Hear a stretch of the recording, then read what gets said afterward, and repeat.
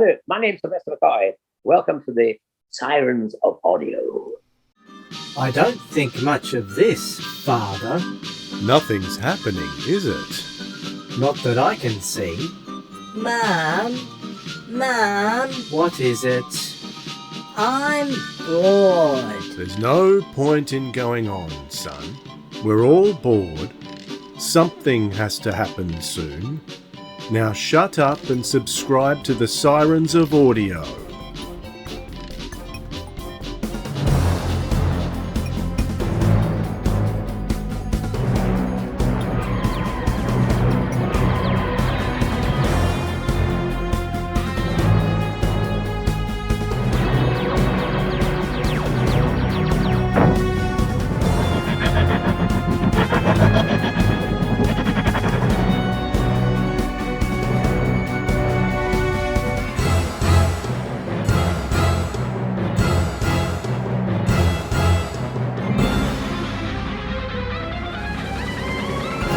G'day audiophiles, this is the Sirens of Audio, the show that explores the universe of Doctor Who and other cult TV in the audio medium. I'm Dwayne.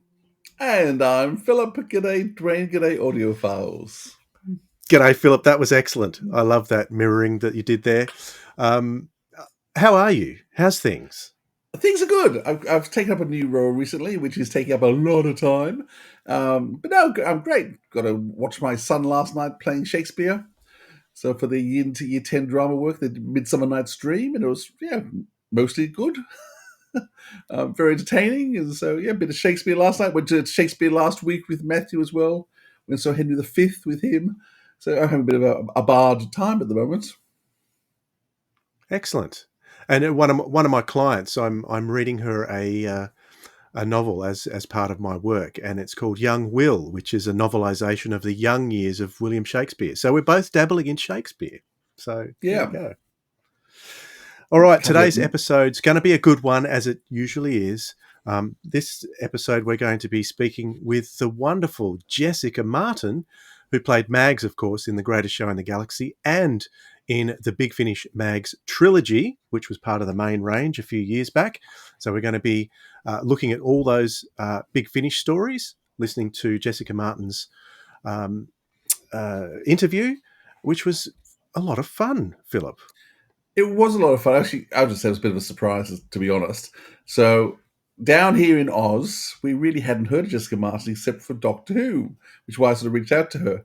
But in doing research, I started researching what she'd done. And of course, you guys in the UK would know. She's huge, and Yes. so talented. And she's done these major shows that I love and would have seen if I was living there.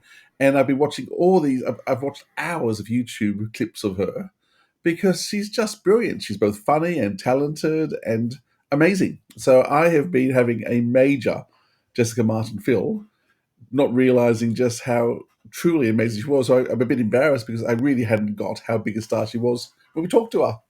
But she is huge, mind-blowingly huge. But she's a lovely person, can I just say? What a truly lovely person. Yeah, she is. So looking forward to sharing that with you shortly. A couple of things we need to do first. First of all, I want to make an apology because over the last few weeks at live events, a lot of listeners have been coming up to us and saying how much they enjoy the podcast, but we've been a little bit intermittent with our podcast releases lately, and I want to apologise for that. In a way, I'm not sorry. It's my fault. It's my fault. No. Well, I'm not overly sorry. It's like, oh, good, I can blame him, but I don't feel so bad either. But guys, we've been doing this weekly for a long time, and as Philip said, he's had some recent changes. I've had some recent changes in my circumstances as well. So the podcasts have been a little less frequent than they used to be, and that may continue to happen. We're going to try and put them out more regularly, of course, but we're not going anywhere. So please don't worry if a week goes or two goes by and you don't hear from us. And especially down here in Tassie in the cold winter months, it's very cold in this office here. So I try and stay out of it as much as I can. But yeah, the episodes will still be coming, and I just want to thank you all so much for your support with the podcast. It might slow down a little bit in terms of releases, but we are still here and we are still going strong. So did you want to add anything to that, Philip? No, I mean, as I said, we've just been run off our feet with events and things, which have been fantastic, and meeting so many amazing fans. That to me has been the highlight of what we've been doing. And I'm just I've got the friends, and there's real friendships. There's acquaintances I've made, but there's some real friendships I've made too, which I'm just loving, and conversations I'm having, and not just in the Doctor Who world, though. Those conversations with Doctor Who stuff is fun. You and I got to watch our first ever Doctor Who show together when you were in Sydney. I forced you. It was midnight, wasn't it? It was midnight. It was very late, but you know what? It was worth it. So yeah, you don't forget to those opportunities, but also just other people too. So having a ball, and we will try and be a bit more. We'll get ourselves organised a bit more, and get a few more stuff in the can. But yeah, it's been great, and so thank you for listening. I don't know if we said that properly, but what we meant was we watched our first Doctor Who episode together in the same room. So that was great. Doing that because we've done a commentary together. We've done we've of course watched it all the time, but to actually be in the same space was nice. We've got another commentary coming up soon too, which I must tell you more about, Philip. Once we finish here, but that's got to happen soon too. We've got someone banging on the door wanting to do a commentary with us again. All right, now next thing on the list, you know what? No, what, Dwayne? We need to jump down the rabbit hole. Let's go.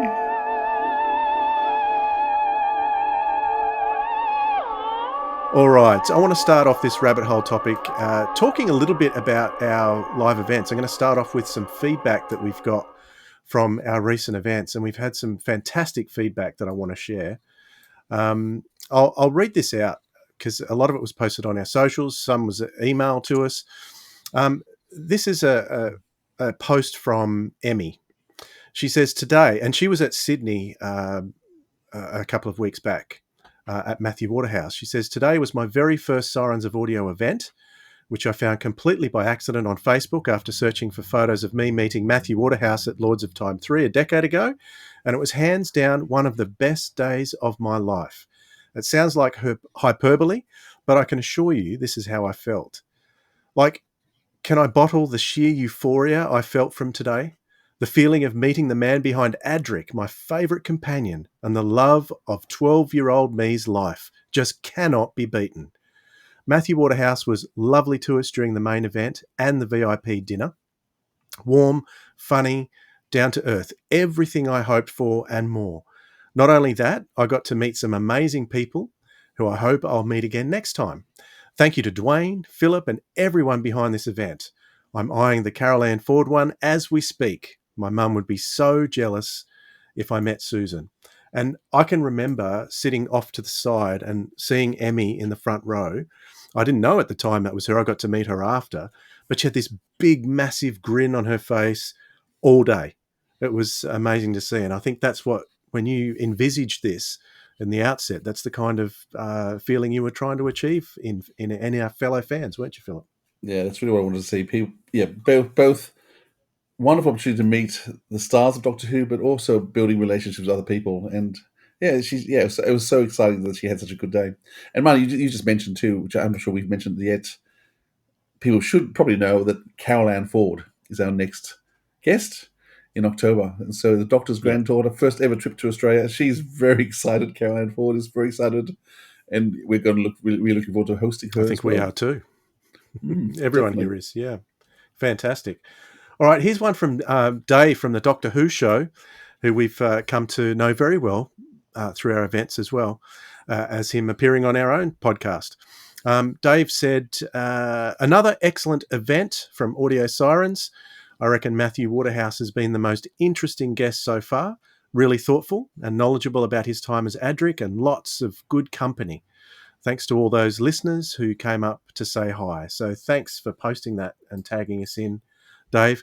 And that's one of the things I've enjoyed too, is getting to know all the older podcasters like us and the Doctor Who show guys, 42 to Doomsday, and the younger Who-tubers as well, like Crispy Pro and the 50% podcast, and Josh Snares in particular. It was great spending time with Josh in Adelaide, a bit more time than we did the first time around. Yep. So he's a lovely fella as well. So it's Can lovely I to say, get all I these. really loved taking Josh in after the event. We kept Josh to stay back so we could come have a glass of wine with Matthew. And Josh, last time with Sylvester, was just terrified, just get talk to him. I'm so nervous. And then Yep. we brought him into the room with a glass of wine, bottle of wine, sitting around drinking and chatting. It was wonderful to have Josh there. And he's a great young man. He's doing some great stuff, and I'm really enjoying being able to bring people to him as well. Yep, absolutely. All right. Here's another one from our Blue Sky account. Let's have a look here. What does it say? Thank you, Matthew Waterhouse and Sirens of Audio, for another brilliant day. You were a very gracious man, Matthew. It was a genuine pleasure to meet you. So I just thought I'd include that. That was Silver Fur on Blue Sky. And this is an email that came in from another Adelaide attendee, which is interesting because there weren't that many, but a few messages came in. So the people who were there were really appreciative. It says, hi, Philip and Dwayne. Just a quick note to say how much I enjoyed the event yesterday. I'm not on social media, hence this email. You guys put on a great event and Matthew was brilliant. So well spoken and so many stories of his life and experiences. I look forward to reading Blue Box Boy for more. I'm a similar age to both of you, and these type of events transport me back to when I was watching the show when Matthew was in it. Time travel is real. Good luck with the Sydney event today. So he sent that the night, obviously, that we were travelling to Sydney. All the best, Dave from Adelaide. So I don't know if you've... Did I read that one out to you at the time, Philip? I can't remember if I did, but that was another nice comment. That's fantastic. That's lovely. Yeah, good stuff. So lots of positive feedback we've been getting from the live events. They are small, they are intimate, and most fans come away with a really, really positive experience. Totally different kind of experience. If you like the big Comic Cons, the big supernovas, they're great for that kind of event, but this is not what you get with us. You get something very, very special indeed. Dare I say, more special than anything. Which is why when we announced, I just want to bring this up just briefly because I started typing this as a text on Facebook, and I didn't want to come across as a grump, and I'll probably come across as a grump right now. But as soon as we announced that Carol Ann Ford was going to be appearing in Sydney and Melbourne, within about 5 minutes, you get 2 or 3 comments. Oh, why no Brisbane? Why no Adelaide? There was a couple from Perth. Brisbane, I think. Yeah, well, Perth didn't jump in this time. I think there's still time though, Perth. You can jump in. There was some Perth that jumped in. I saw some Perth. Oh, was there? Yeah. I stopped looking, did I? But yeah, I found it slightly frustrating because these smaller cities are always, and even Tassie's the same. People say, "Oh, why don't you come to Hobart?" And I've even had people from Hobart reach out to me personally who know me down here in Tassie, who aren't going to be able to make it to Carol Ann for one reason or another. And there are reasons why you can't travel, but if you do really want to see someone, sometimes you can make arrangements to travel. I have done so many times myself. I've travelled to Melbourne or to Sydney to see different things because I live in Tassie and not many things come down here. And the reason things don't come down here is because people don't buy tickets. And that is the key. To be able to put events on, we've got to be able to afford to do it. And Philip, you know better than I do how much things cost these days, how much airfares cost. And a lot of these things have to be organised up front. It's not something you can do with someone walking up on the day and coming to the event or saying, oh, I'll miss this one, but I'll go to the next one. So it's very important that if events do come to your local area, if it's a Doctor Who themed event like ours, I would recommend that don't just do it for the particular actor. Do it because it's a Doctor Who actor. Get together with the other fans, make it a social event as well. And, maybe in future, other things will come, bigger and better things will come. But when things are tried and they don't work out the way they need to work out, it's very difficult to keep on coming back because, it's all very well to sit at home and say, oh, we wish it came here. But when people do bring things here and it doesn't work out, people are losing money, aren't they, Philip? Yeah, they are. But that's okay. I mean, the thing that most disappoints me is just in terms of hearing excuses for why people didn't come. Because I fully understand that there's something on, you've got a wedding, you've got something on. But there's the number of people who said, "Oh, I saw Matthew 10 years ago, when he was here with 5 other people." It's not the same event at all. And a lot of these people had been to previous events and knew what our events were like. It's very different. It's hours. I mean, Matthew in Adelaide was, on stage for more than 3 hours of discussion. You didn't get that with, previously when he was there, because the entire event was only 3 hours in the afternoon. And so you had 3 hours, you had 3 hours of just Matthew. And lots of people I know, because they told me, we saw him 10 years ago. I was thinking, 10 years is a long time. Things have changed. He's got different stories. And also, it's not just about the guests, it's also about each other.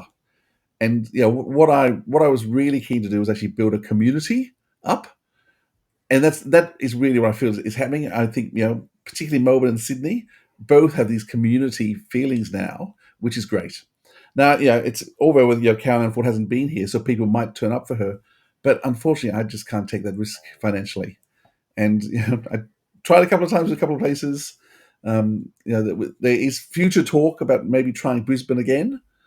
But even with Brisbane, with Sylvester, we had 30 tickets booked a week before he came. Now, we ended up getting 85 people in the room, but it was the wrong size room. But because I could have changed the room, I know there's going to be more people. It's just we need to have a bit of a better idea who's coming. And I'm keen to keep running these things, but I can't make too much of a loss with them. But also, more than that, I just want people to be there and support the actor, because I'm embarrassed if there's only 20 people turn up. So, but that being said, I guess Adelaide, the crew that came, you were fantastic. You were so encouraging. Yeah. Matthew had a marvelous time with you. I was concerned about the lack of people there, but Matthew actually was very happy. He had a great time, and and you guys who turned up are brilliant. So thank you for doing that. It's just a shame that the 60 people who were there at Sylvester don't know what happened to all of them. Yeah. So we need you to keep coming along so we can. We've been a little bit shy of going to those areas after trying it and not being as successful as we'd hoped. But you never know. Never say never. But we'll have to. For the next event, certainly it will just be Sydney and Melbourne, and Brisbane people. Can I just say about the Brisbane crowd too? Very, very positive, upbeat group of fans up there, but they all showed up at the last minute. We didn't think anyone was going to be there, but so that was an interesting day, because the room was so packed because we hadn't planned for that many people to turn up, and book tickets within the last day or two. So because there was such a...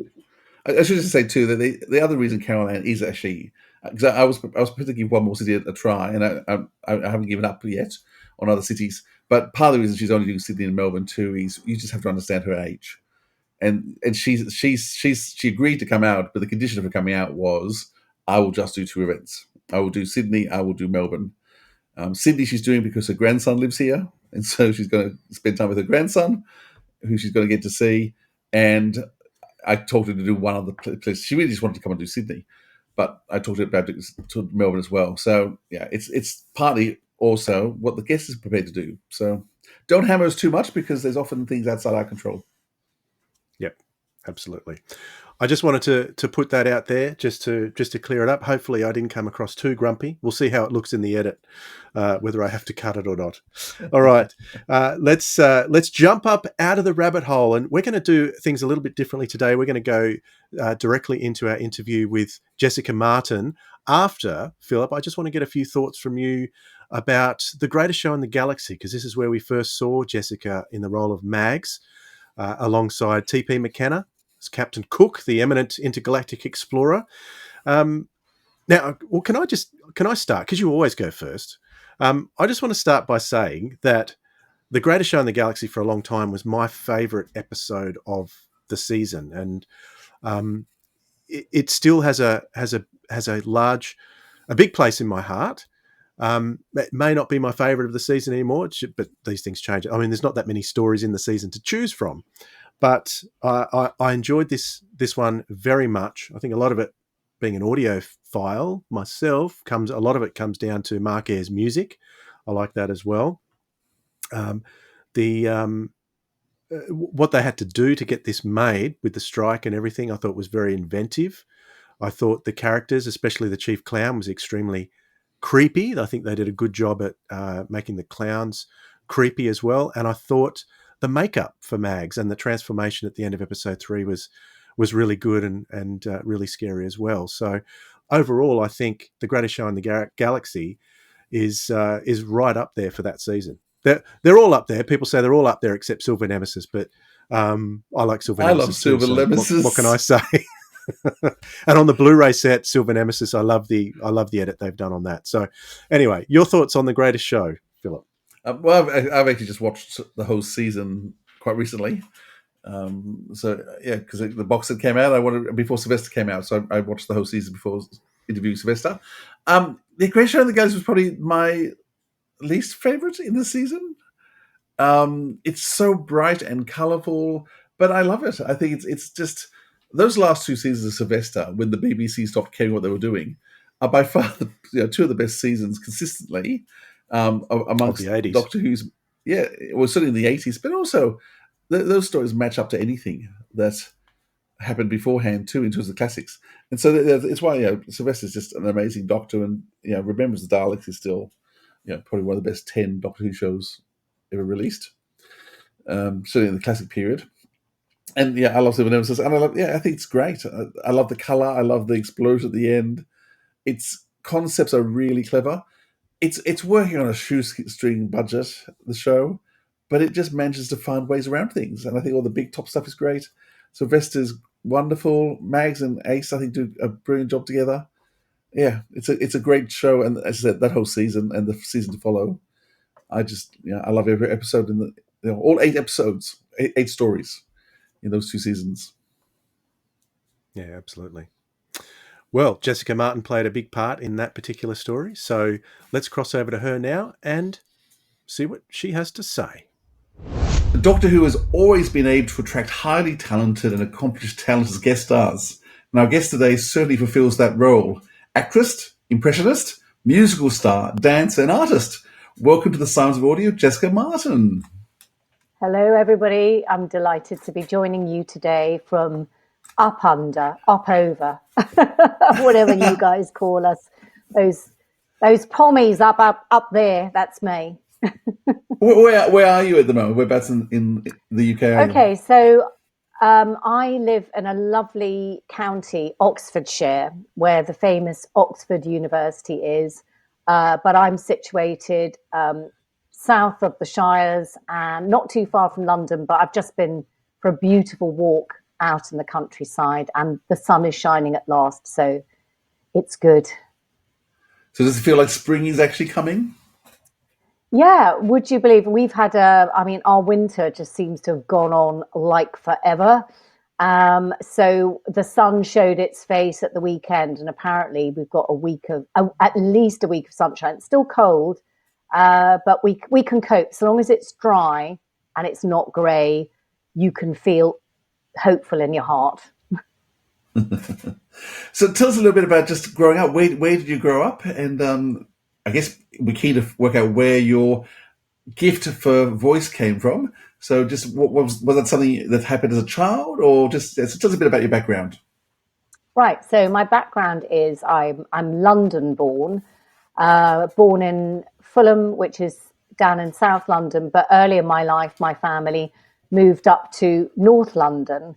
But my ethnic roots, as you will, are that I'm the daughter of an Irish mother, and my father was from Singapore, and he had Filipino heritage. And, I have got this great sort of cultural mix, but really the gift for mimicry came from my mother's side. So, the Irish are well known for being masters of the talking stick and telling a good story, a good yarn. And my mother definitely was gifted in that area. And she used to just embody all the characters. If she was telling you about her day, you'd hear everybody in the office as a character in an audio drama before they even existed. So my mother's accent was actually Northern Irish. She was from a place called County Fermanagh. And when I used to go on my holidays, I used to kind of try and fit in with everybody. So I'd start doing the accent, and I just had this ear and voice for doing different accents. I guess you could say maybe that's the musicality, which my father, who was a jazz musician by profession, definitely I got, a lot of my musical ability through my dad's side. But I was very good at doing voices, and that stood me in good stead because I eventually, I had the desire to go on stage and be a musical performer, primarily through watching old movies with people like Judy Garland. I mean, she was my heroine, as I'm sure she's a great inspiration to performers today.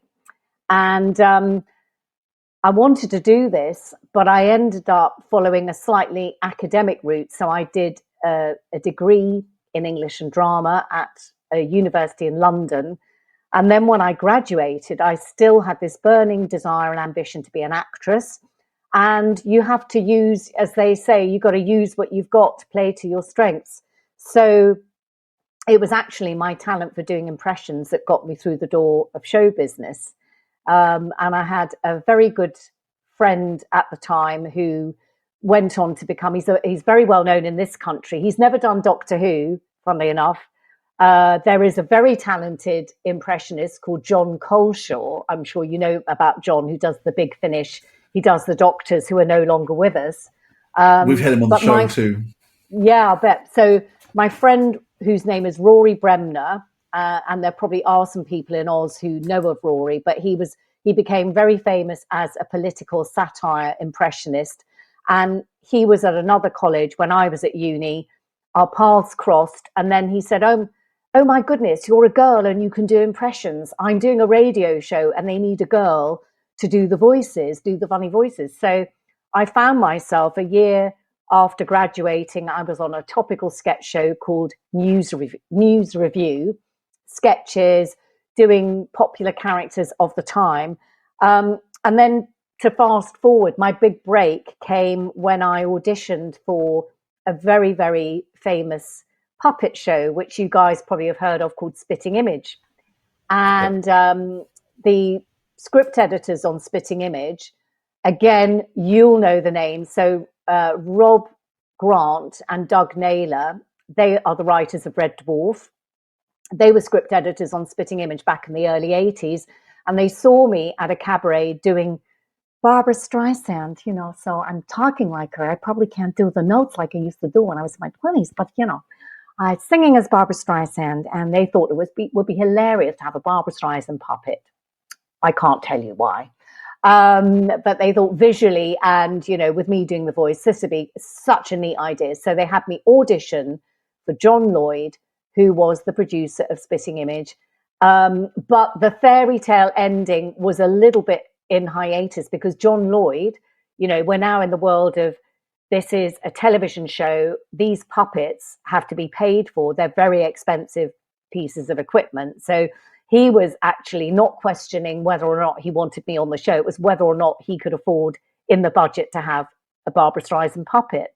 So in the meantime, as so often happens in showbiz, there was another show who were looking for a girl who could do impressions. Remember, guys, we're talking about, this is 40 years ago, when to have a girl doing something in the field of comedy or impressions, it was quite a gimmicky thing. We're not yet in the world of inclusivity and diversity. So I guess they were my trump cards because I could do the voices and I could sing as the characters. So I auditioned for this wonderful man who was looking for a girl for copycats, and I sang as Doris Day. I did Judy Garland, and he loved Judy Garland, and I found out he definitely was a big friend of Dorothy's. So I suddenly got myself on this wonderful sketch show, Copycats. And in the meantime, John Lloyd had decided he could afford not only a puppet, but he could afford to have me as a regular voice on the show. And so in the early 1980s, I found myself on Saturday night telly, which was the most popular time for people to be watching light entertainment. And I presume this is going to lead on to, well, Doctor Who, how did that come about?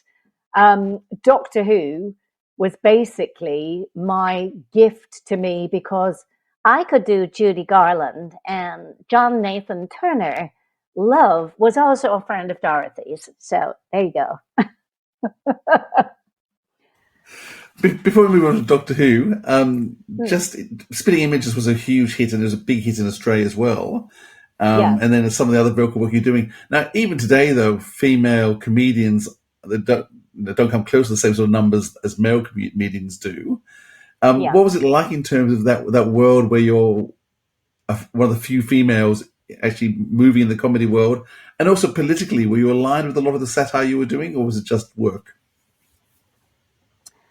Good question, because for me, having been this little girl watching old movies, I mean, I definitely was not ever, and even to this day, my kids always take the mickey out of me for being, they call me Norma Desmond, if that means anything. Norma Desmond is the character in Sunset Boulevard who clings onto her past as a silent movie actress. But I am very much a sort of fan of the golden age of Hollywood, the big Broadway musicals. And for me, the goal was to be singing and dancing in a show that I wanted to do. So falling into, by happy chance, the world of satirical comedy, and it was called, back in the day, it was called alternative comedy. So you had people like, I don't know if these names mean anything to you, but there was a program called The Young Ones. So there was Rick Mayall, French and Saunders, Ben Elton, Stephen Fry. All of these guys had come from university background, but they were doing very sort of hard-hitting, edgy,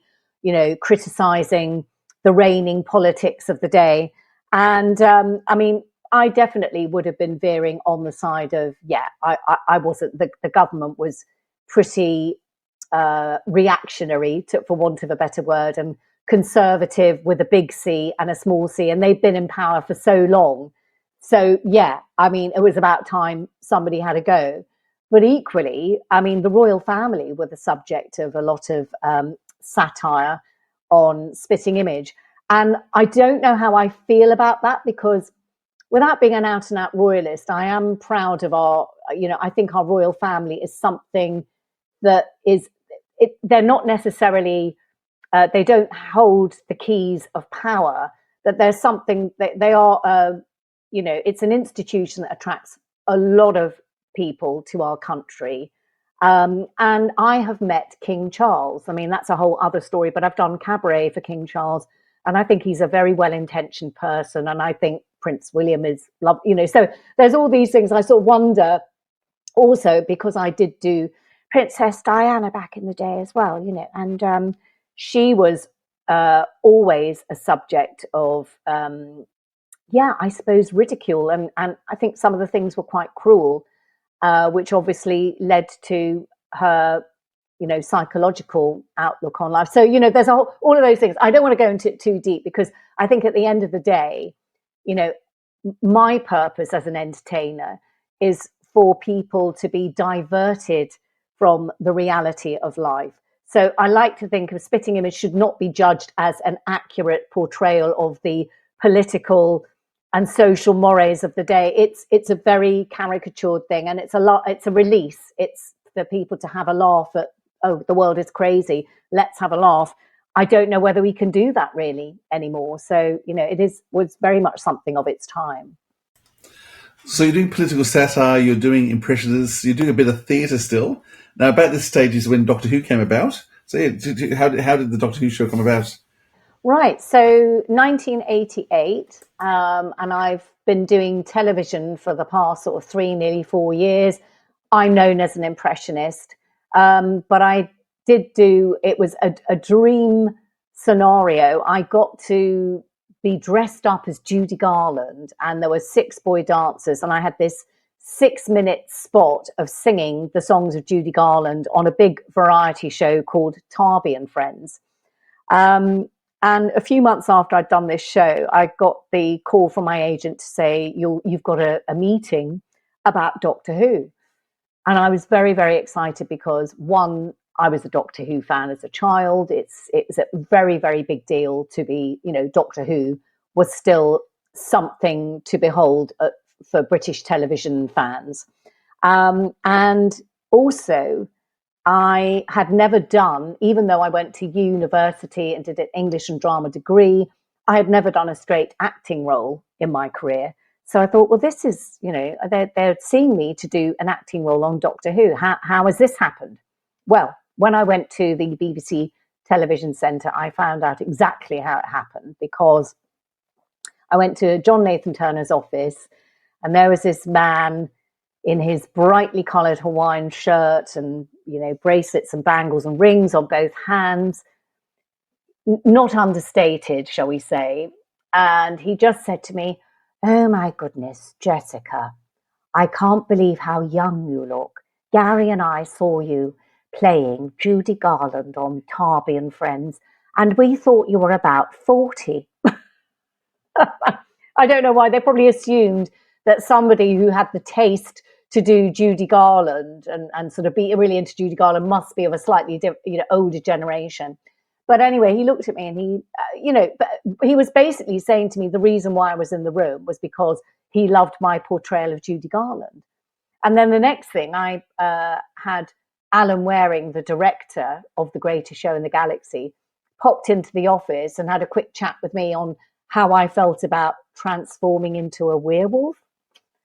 Plot spoilers for anyone who hasn't seen The Greatest Show in the Galaxy. And I just was, as I am with everything in my life, I'm just thinking there's perhaps a very naive lack of self-doubt. I thought, yeah, of course I can. I can do voices. I'm sure I can howl as a werewolf. Bring it on.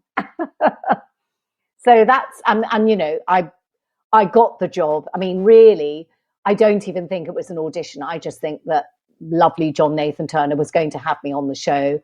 And my profile at that time, I mean, things are very different nowadays, but my profile, I had a big profile, and he wanted to have always in Doctor Who, they had people from all different areas of the entertainment sector. And John loved people that were in variety. So since, as I was soon to find out, the theme of the show was that it was set in a circus, me playing a circus performer was not a far stretch from me being an impressionist in real life.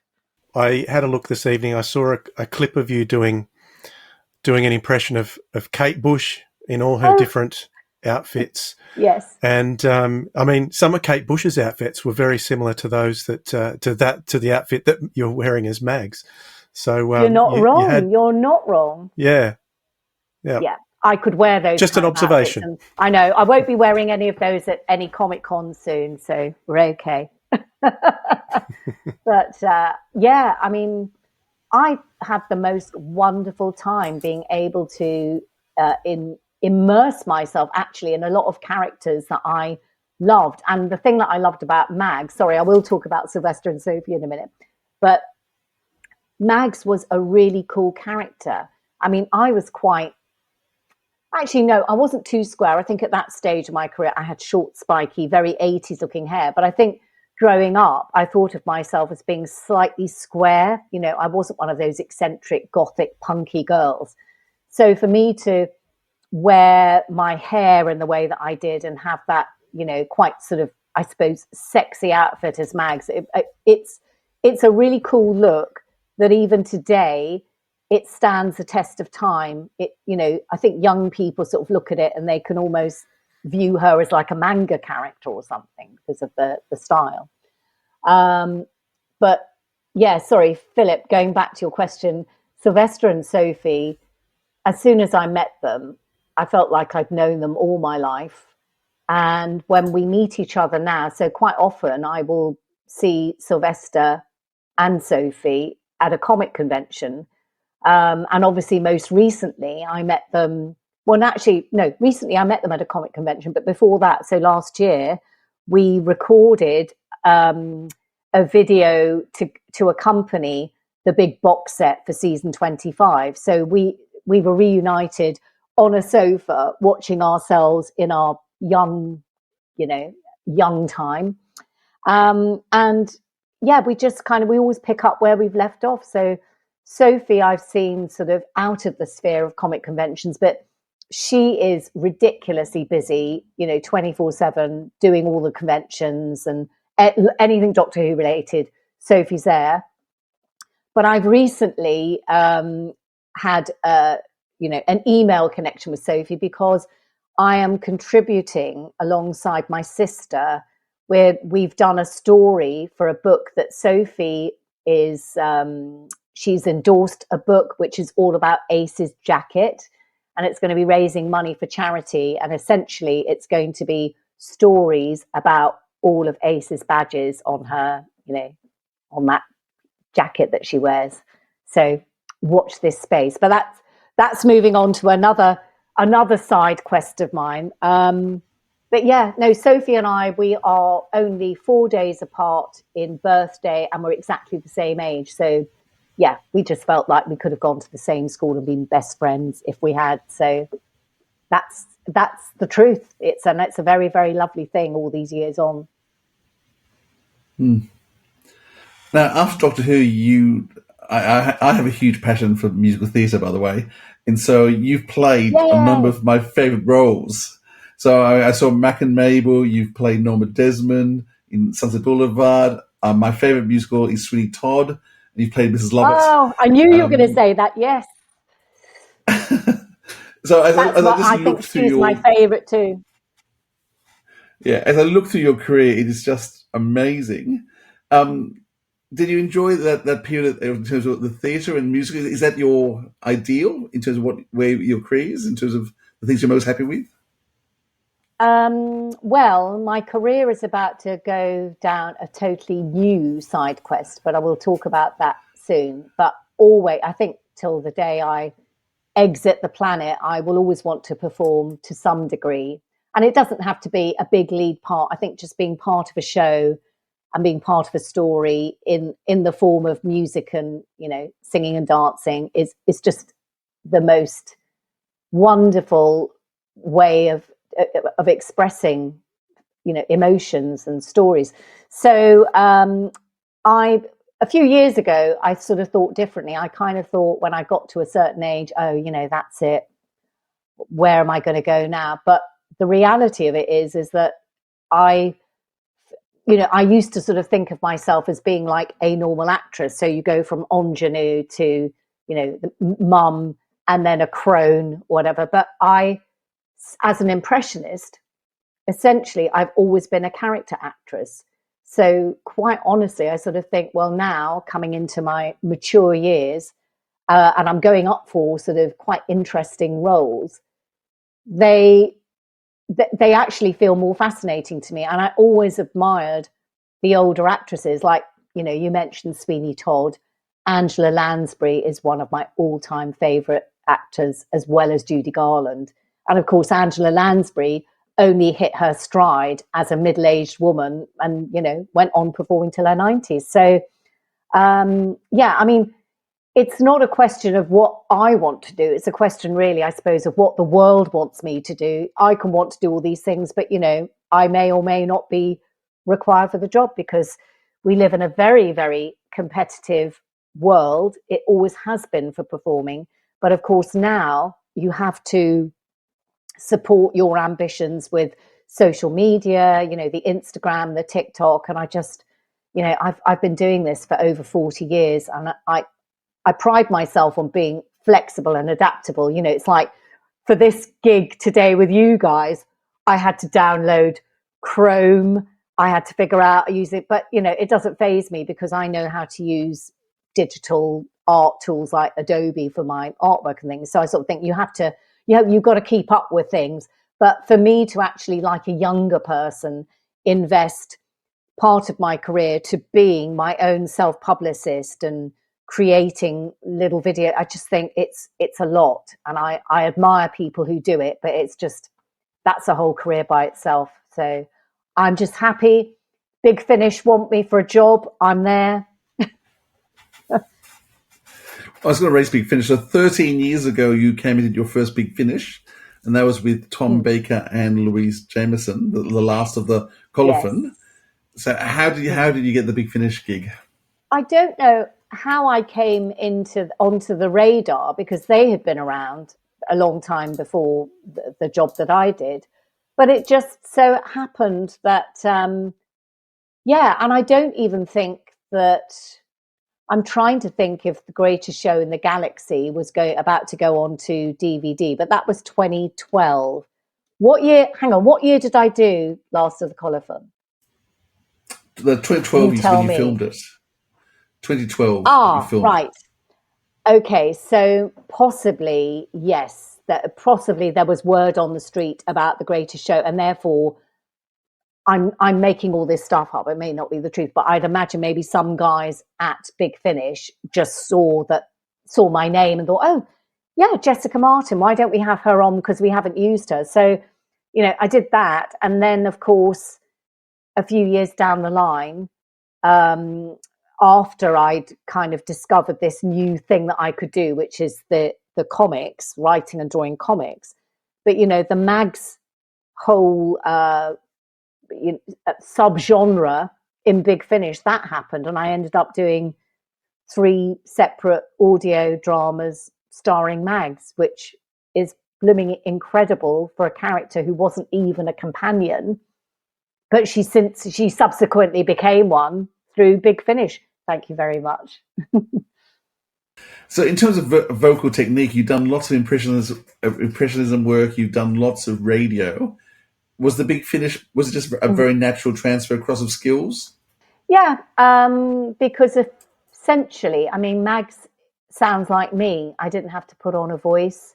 I'm just thinking back to the Last of the Colophon, and I have to be honest with you, I can't remember the character that I played, but I have played various characters for Big Finish, and I played somebody with, let's just say loosely, an Eastern European accent on the Avengers for Big Finish. But that's what I love. I love the fact that people are not looking at me. And I can, take you to anywhere in the world that I want to, and don't look at me and don't judge. But it's what I do. I am a voice technician and a cheap voice merchant, like Peter Sellers, yeah. Dwayne actually asked me before, what was it that made me want to contact you? And I actually said, I was listening to the Avengers recently, and that accent and that character just made me laugh so much. It was very typical, that 60s style of, the villain in the Eastern Europe somewhere, but don't know where. And it was actually that I looked you up because I was enjoying the character. Yeah. But I was enjoying the character so much, I went and looked you up. Oh, great. Well, hopefully this is how it goes, yeah. Well, I was just saying, in terms of, were you working in studio with Tom Baker and Louise Jameson with your first release? Were they all there? Because you had Gareth Thomas, Blake Ritson, is an amazing cast, Jane Goodard in that first one. Yes. So I do remember working with Tom. I'm sorry, because I probably worked with everybody else in the studio, but they only naturally, Tom's charisma and legend had just pervaded the whole memory for me. And the lovely thing is that I can't remember much about the recording, but I just remember that Tom Baker was aware that I had not met him before. So I got the full show. I think everybody else in the room had heard all his stories, but I got everything from soup to nuts. I got the story about him growing up shoeless in Liverpool and almost joining a monastery and working with wonderful people of stage. And I mean, he just was, I could have paid good money to see that in a theatre, and I got the whole show for free in the studio. And he was doing it. I know he was doing it for my benefit, because I could see Louise Jameson almost winking at me saying, Tom's picked you out. You're the captive audience. Wonderful. Wonderful.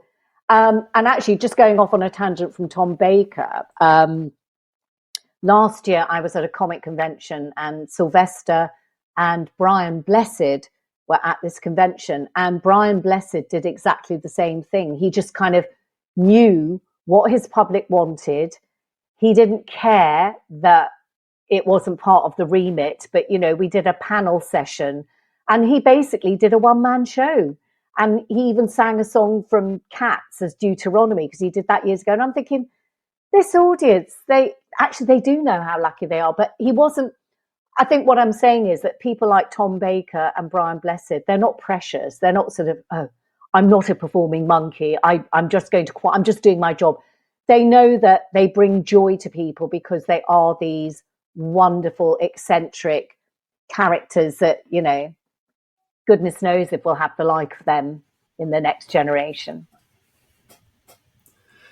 There's very much a whole generation that's passing that were bigger than life, aren't there? I'm not sure that anyone in the current mix of stars coming up, do we have the movie stars like we had in the past, and the characters that have existed in the past? Because it doesn't seem to be that at the moment. No, it doesn't. But actually, the ones who are like that they're older. You know, I sort of think of someone like, if I see Jeff Bridges in a movie, I know he's just going to be gold. He just is so perfect. Or Willem Dafoe.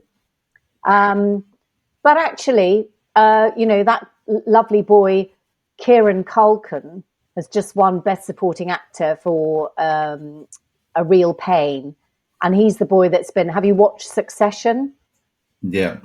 Yeah. And he's Macaulay Culkin's brother, but it's like that's the only connection, because he's nothing like Macaulay Culkin. He's just an extraordinary actor and very individual, quirky, and kind of over the top. So I should imagine he'll be good on a talk show. I think Timothy Chalamet's another one coming through that looks like they might have that star quality. Yeah. Oh no, Timothy Chalamet, without a doubt. I mean, I loved the Bob Dylan film. I went to see it twice. Yeah. I'm not even a Bob Dylan fan, but I became one after seeing the film. I just loved it so much. And also, I didn't like the film that he won the Oscar for, but Adrian Brody is extraordinary. He just has got this mesmeric quality on screen, and he's not conventionally handsome, but I just think he's just the most appealing person ever. You just want to watch him. So I haven't seen his 2-hour Oscar speech, but I need to carve out some time. You do. It's not very good, but it's worth watching just because it's such a train wreck. Yeah. Oh. I'm just wondering, what have you done over the years to keep working on your voice, working on your impressions, your accents? Have you kept? Is that something that you still just pick up by ear easily, or do you do things to actually keep working on that? I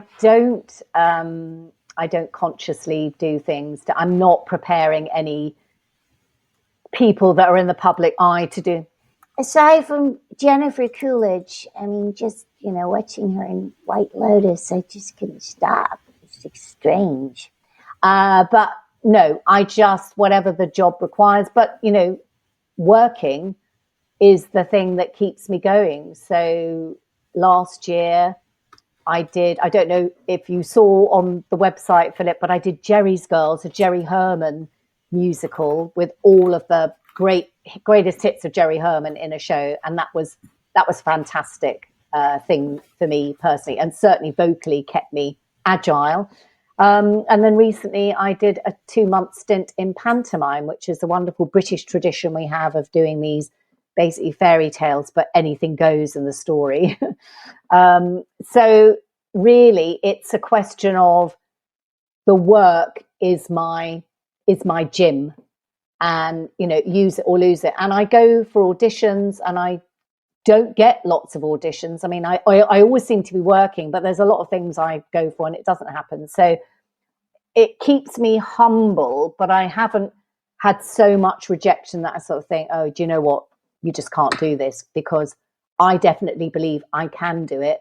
But I also recognize that we're not all right for the things that are there. So, you know, which is, again, why having something like the Doctor Who legacy is an incredible gift from heaven, because that has given me something that even if I never do another acting job in my life, I'll always have relevance for some people. And, you know, when I have my little stall at the comic convention, there'll always be people that want to come and chat because they will have just discovered that bit of Doctor Who. Yeah. So How did you go through the pandemic with work? So, well, that takes me into my sideline. So around 2010, 2011, I took up drawing, sketching on a regular basis. And then I was inspired by someone I was working with, a comedian called Phil Jupitus, was in Spamalot, the musical. So I played Lady of the Lake. Philip, I'm sure you know about Lady of the Lake. Whatever happened to my part.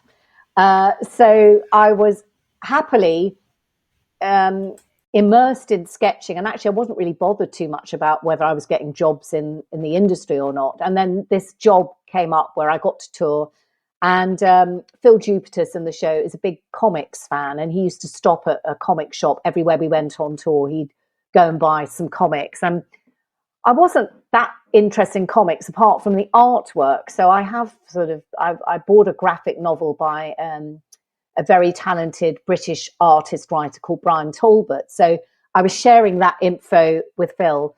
And then I showed him some drawings that I'd done. And he just said, "Oh, blimey," he said, you should do comics like graphic novels. You know, you're an actress. I bet you've written a play. Every actor's written a play, haven't they? It's just like words. And it was like a light bulb moment. I thought, oh my God, I can actually give my drawing a context. I can make stories from my drawing. That was the initial excitement. And then the next year was a combination of excitement and deflation. Excitement at wanting to do this new thing, and then deflation at finding out how flipping hard doing comics is. I don't know whether you two like comics or know anybody in the comics industry, but it is a real skill. It's more than just being able to draw. You've got to draw everything. But I succeeded in my goal, which was to write a graphic novel. I wrote a graphic novel called Elsie Harris' Picture Palace, set in the golden age of film in the 1930s. So obviously floating my boat, but I had previously done a short comic about Clara Bow, who was one of the most famous movie stars in the 1920s. And this little comic of mine, it's only 12 pages, but I took it to my very first convention to sell, and it just flew off the table. Everybody loved it. And I very, very quickly got a reputation in the comics industry for sort of doing this slightly kind of retrospective style art and stories about maybe the film world. And eventually, you know, as I'm sure you guys know, but I got an invitation to do a comic with Titan Comics, illustrating a story starring Mags in a story that's kind of like Casablanca, essentially. So that actually leads on to what was I doing in the pandemic. So in the pandemic, I was working on a still to be completed graphic novel about a wonderful German actor called Konrad Veidt, who starred in the movie Casablanca. He played the Nazi officer Colonel Strasser, but he also had a fantastic career in post First World War Germany. There were these amazing German expressionist movies, including The Cabinet of Dr. Caligari, The Golem, and all of these films that influenced the noir period in Hollywood. So Konrad Veidt had this amazing trajectory in films, but also had an interesting personal story. He has a Holocaust story because his third wife was an Austrian Jew, and Konrad Veidt wasn't Jewish, but he actually stood up to Joseph Goebbels, who wanted Konrad Veidt to join UFA, which was the big Nazi-controlled film production company in Germany. And Konrad Veidt absolutely refused to have anything to do with him and the Nazi party, and refused to divorce his wife, and didn't make a big deal about it. But I just sort of think, my God, that's quite incredible for an actor to make a stand, you know, and sort of have that kind of integrity. So where we are at the moment, I started working on that story in 2019, and then in 2020, when the pandemic happened, I just kind of was drawing for my life. That's what I did every day. But ironically, I seem to get, well, I got a lot of, quite a few people were doing readings of plays as a Zoom thing and then streaming them. So I got involved in some of those, and I did cabaret. So I did my cabaret for a friend of mine who's got a theatre, but he decided to get a little open air space at a school across the road from his theatre. So everyone was being very inventive. And then I had some recording work as well. So I did some audio work for Spiteful Puppet. Sounds a bit like Spitting Image, yes. But I did. I've heard of them. Yeah, but I did a couple of wonderful audio dramas.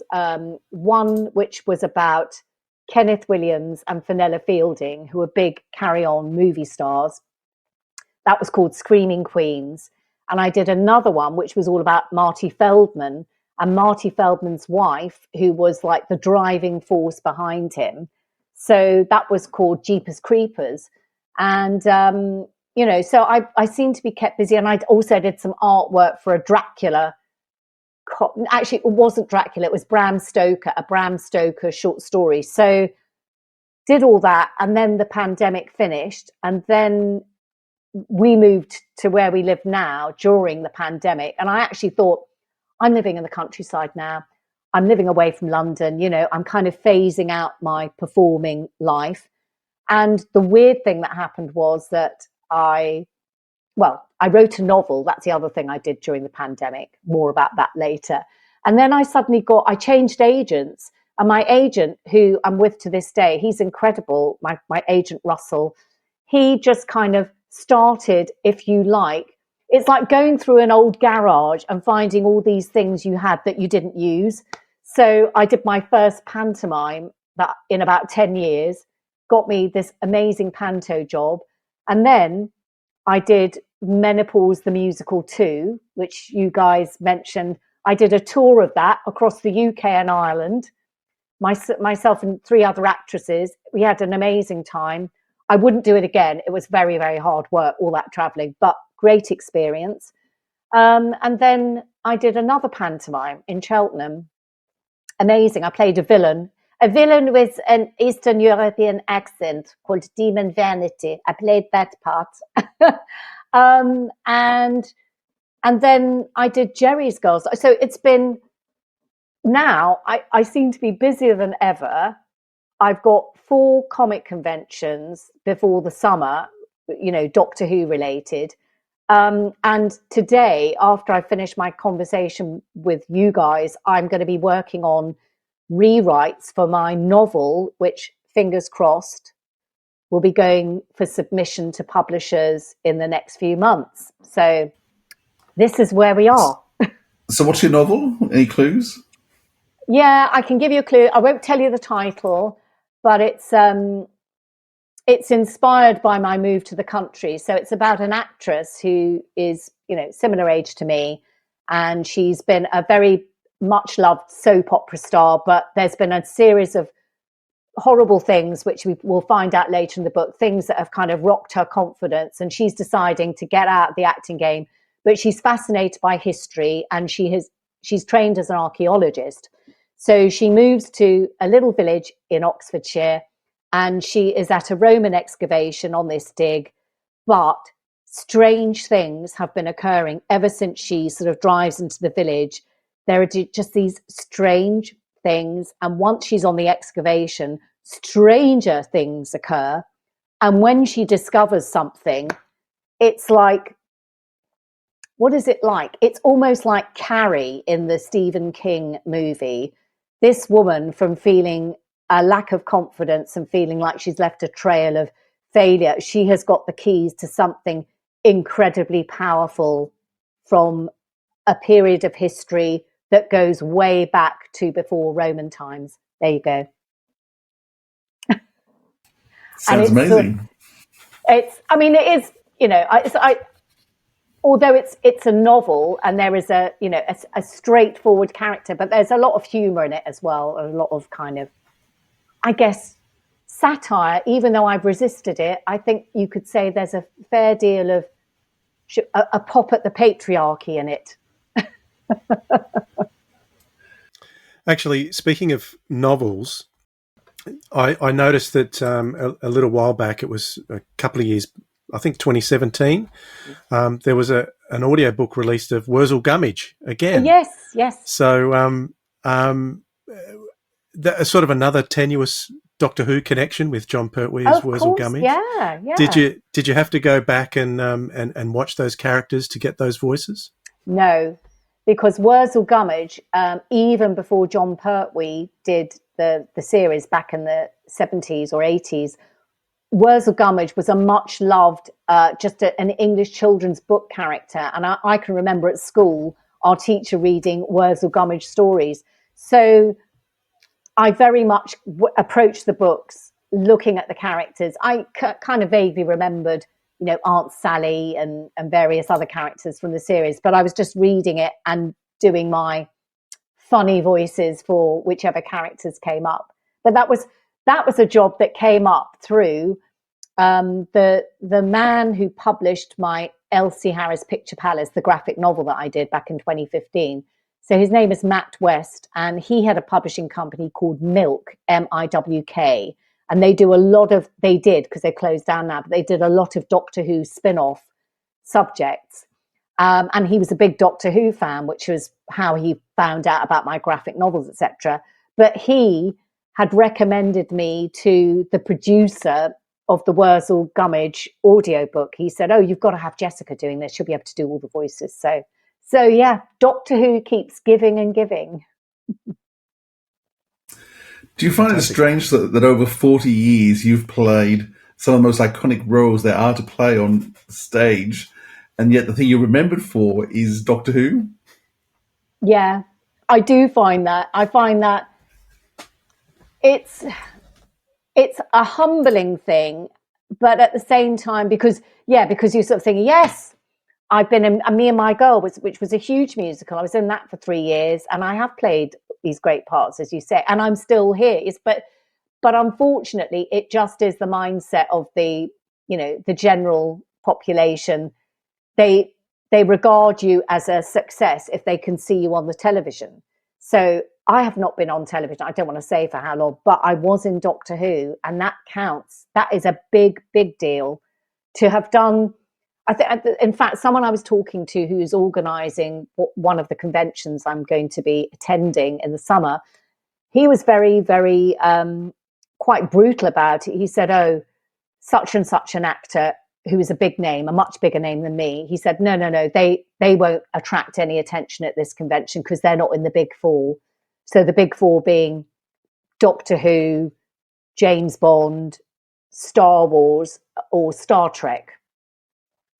That's it. That is it.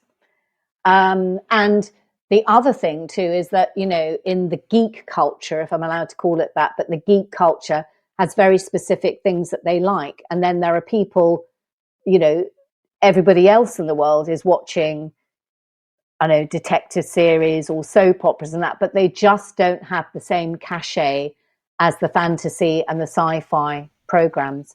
So through it wasn't any conscious career move of mine. I was just lucky enough to be in the right place at the right time, although it felt like the wrong time, because, of course, when we did the 7th season of Doctor Who, we were ready for the pan. They wanted to axe Doctor Who. It was not popular. It wasn't even cool. So I just think I'm lucky enough to have lived long enough to enjoy the Renaissance. That's what we're in. We're in the Renaissance of Doctor Who. And it's a wonderful thing. And I think John Nathan Turner is definitely looking down or looking from the sidelines, because he's the one who set it all in motion. He had the vision. Doctor Who. This is the world of Gawkroth. We live as prisoners of fear. We are asking that someone, anyone who hears this, might have mercy and come to set us free. Monsters of Gawkroth. Max, now it's curfew, you have to get inside. I don't have to do anything. I know, this is no good. Everyone huddled in the village hall like animals, but people don't feel safe in their own beds. Let me This is for your own good.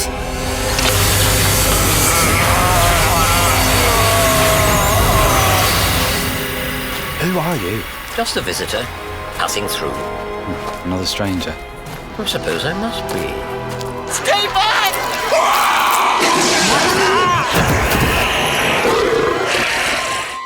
I'll try and help you.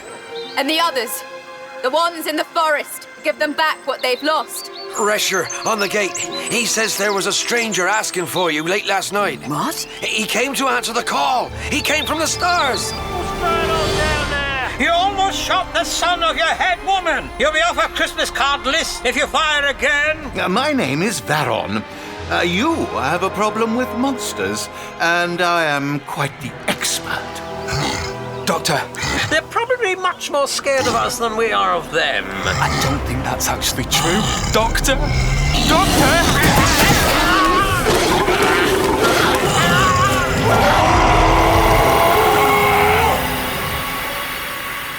Big Finish. We love stories. I'm just not sure. It's part of me, after all. Then you need to decide if you can live with that.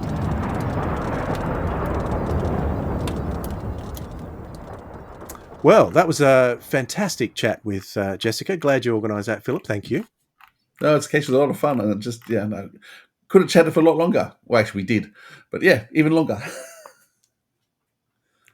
All right. Well, we just had a trailer for the first of the Big Finish stories that she appeared in. It was part of a trilogy, the Mags trilogy. Started with Big Finish main reign release number 250, called The Monsters of Gawkroth by Matt Fitton. And I'll read a blurb for it. The people of Gawkroth live in fear of the monsters in the forest, creatures with scales and fur, teeth and claws. But worse than these, perhaps, is the strange doctor who does unspeakable, unholy work in the high castle on the mountain. A doctor who's about to receive a visit from an off-worlder, Mags, formerly of the Psychic Circus, a native of the planet Vulpana, with a monstrous secret of her own. And I'll throw to you, Philip, right now for the facts and the trivia. Doctor Who, The Monsters of Gawkroth, the facts and the trivia. Written by Matt Fitton, it's number 250 in the monthly adventures, so that's a pretty big achievement.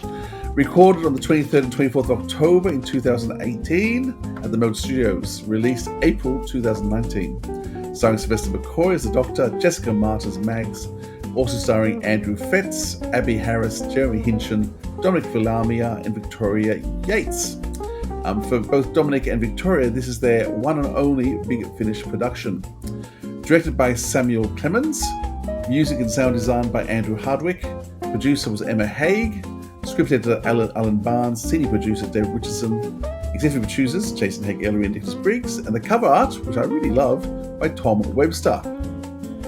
This is the first of a trilogy of stories focusing on the character of Mags. All three are directed by Samuel Clemens, who is the son of the legendary screenwriter Brian Clemens, who created The Avengers, The New Avengers, and The Professionals, amongst many other shows.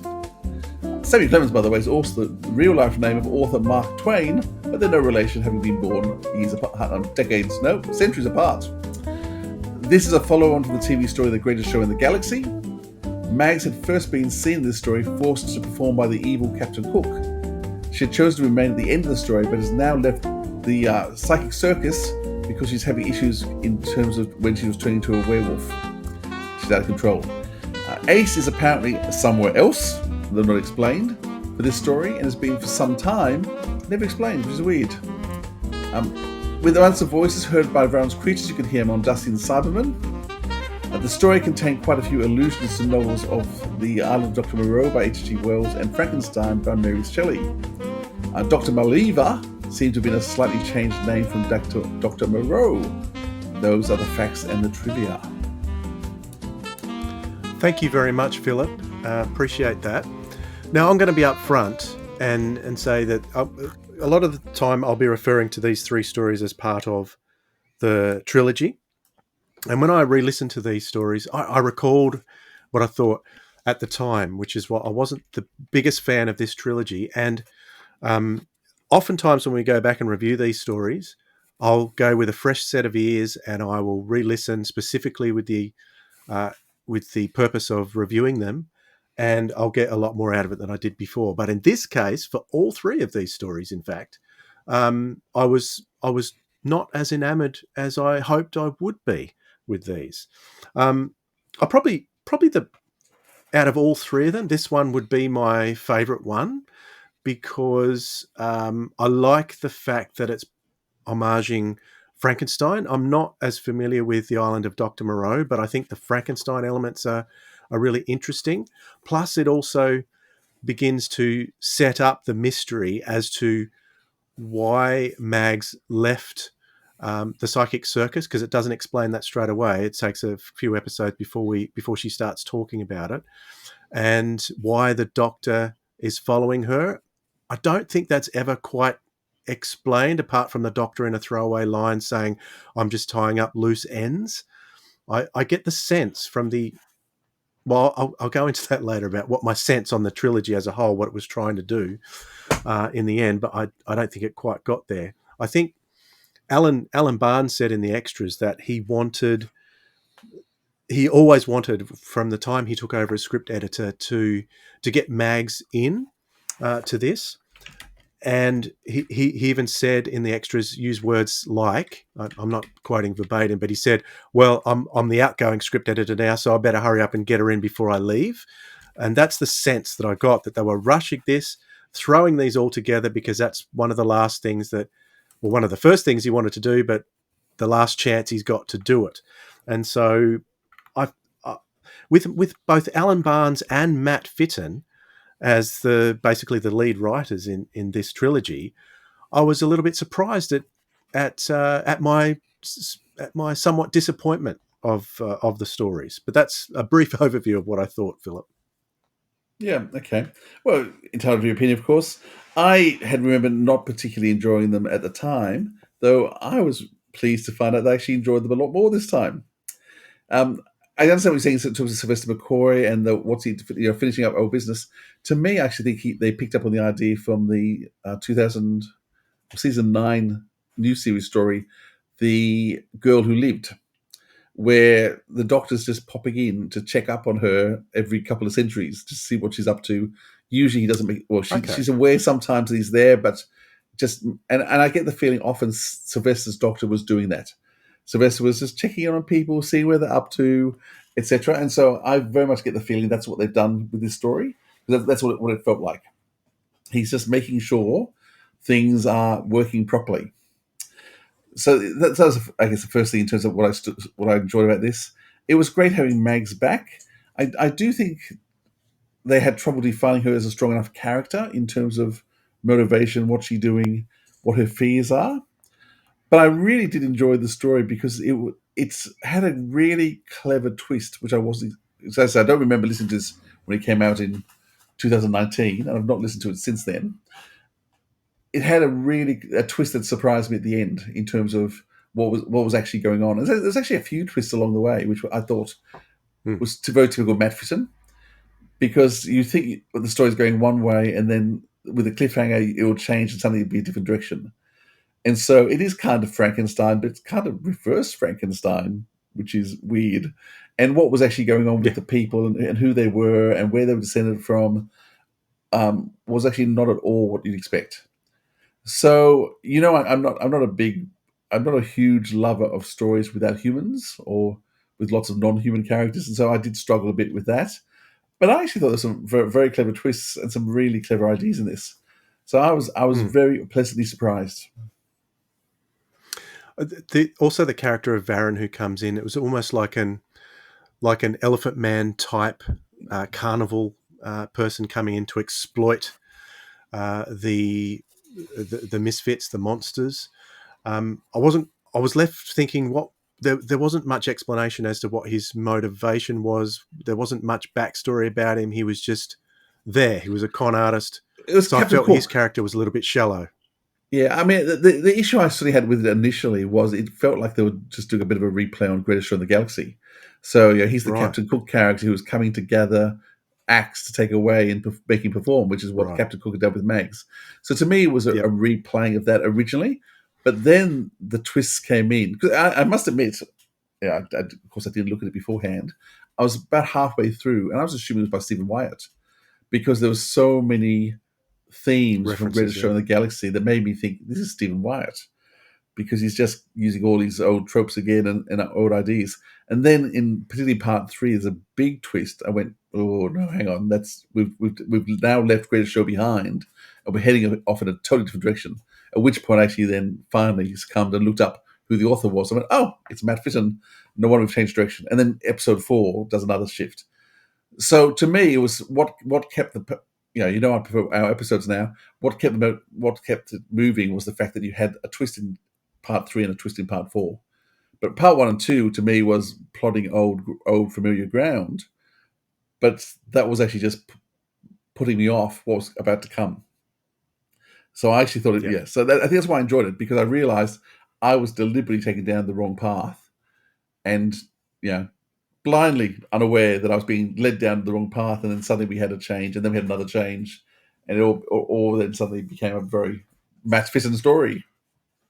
And being Matt Fitton, he densely packs them too, which there's so much to get out of these. You've got to really concentrate hard on the story, otherwise it's easy to miss bits and pieces. But it's a very dense story. And it is a good story. I will give it that. And I did, when I heard the twists that you refer to, I remember thinking, yes, I remember those twists now. So and because of the darkness of it, I would say this is probably my favourite of the 3 that we're about to talk about. I think he could have done with a star name. I think it was actually missing someone biggish. I think it's. I mean, Samuel Clemens has a lot of directing, but he obviously has a very different pool of people he works with. I guess I was just looking for a familiar voice or a bit of a star turn. I mean, the Captain Cook was T.P. McKenna. I think a little star turn might have been good in one of those roles. I mean, there's a couple of big roles. I think maybe a bigger name in one of those couple of big roles would have been good. Music, by the way, fantastic. I think you mentioned that, did you? I didn't mention the music. Music, I thought was fantastic. But this and the second one in particular were really good. And I actually listened to the music suites, which tells you something, because I stopped to listen to music suites, which I don't often do. It was worth stopping to listen to. I enjoyed it. Which is what they were doing at the time. They were putting music suites on every release, which they don't do quite as often now. But we don't get the 4-part stories anymore. So it's a different point in Big Finish history, isn't it? Back then, it is. So things changed a lot after that. Shall we move on to the next one? Indeed. Okay, story 2 is called The Moons of Vulpana. This was written by Emma Reeves, and she's only done a couple of other things here and there for Big Finish, and no doubt you'll tell us more about that in a moment, Philip. But here is a blurb. Yeah, I just shut myself down, realising what I was doing there. The blurb says,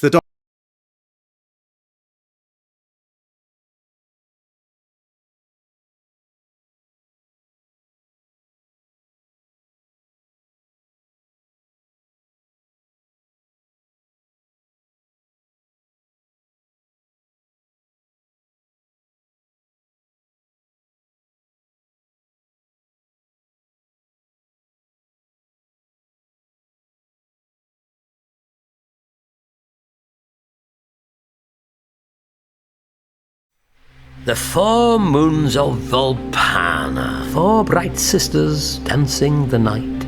Coming soon from Big Finish Productions, Doctor Who, The Moons of Vulpana.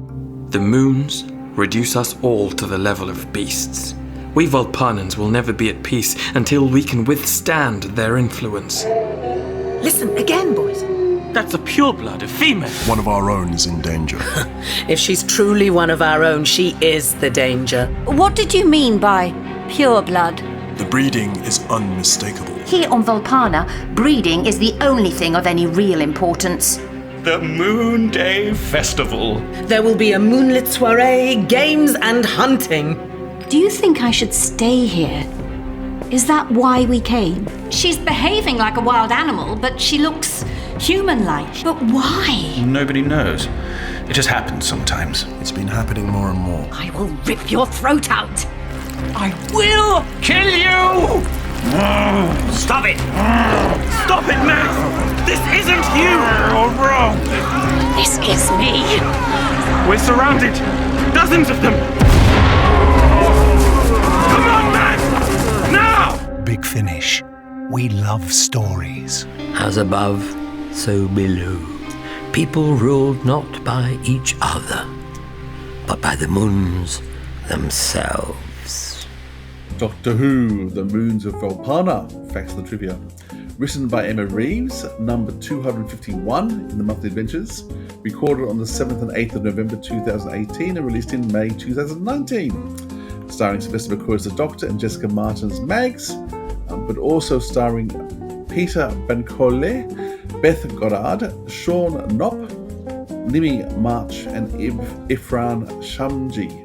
Sorry if I pronounced that incorrectly. And for Sean and for Ifram, this is their only Big Finish performances. Beth and Nimi only did a couple others as well. Once again, directed by Samuel Clemens, script editor Alan Barnes, music and sound design by Steve Foxton. Produced Emma Haig and David Wisdom, senior producer. Jason and Nicholas, of course, executive producers. Cover art also by Tom Webster. Once again, another great piece of art. This is the first and only story that Emma Reeves has written for Big Finish in the Doctor Who range. Previously, she had written 6 stories, 4 for Torchwood, A Burning Summerfield and River Song, and this also would be her last contribution to Big Finish so far. The story is set on Vulpana, which was previously mentioned in The Greatest Show in the Galaxy. The Doctor had previously visited Vulpana in the comics Hill of Beans, for those who follow the comics. And that's all I've got. That's the facts of the trivia. Thank you very much, Philip. Now, I want to go straight to you to find out your thoughts on this story to start with. But I want to mention before we do that the one bugbear that I had, we both are guilty of, because I called this the Moons of Vulpana, and you pronounced it the Moons of Vulpana, and it was being pronounced in both different ways throughout the whole story. It was irritating me all the way through. So I just want to say that right now. And Captain Cook said Vulpana. So I was saying it the way Captain Cook said it. Vulpana. You were saying it the way... How did he say it? Vulpana, like VOOL. So pronounced with Vulpana. German. Yeah. But they were saying both in the story too. So, but anyway, your thoughts on this one, Philip? What is the Latin for wolf? It's Vulpine? I think it might be, actually. What's the first Mark Strickson story with Peter Davison called? Well, it's Lugaroo. Oh, Lugaroo. Oh, Luke. Oh, that's Loops. Or maybe it's I don't know. I should have looked it up. I'm curious to know. That's French, not Latin. That's right. That's French. I think you're right. Anyhow, I should have done some research into my Latin. Anyhow, well, this was the reverse, actually. I think of the previous story, which was the first 2 episodes of the previous story I wasn't that impressed with, and the episode 3 and 4 got me. Here I enjoyed episode 1 and 2, and 3 and 4 I got less excited by, as it felt a bit stretched. I enjoyed listening to it. Okay, do I think it's a classic? No, don't think it's a classic.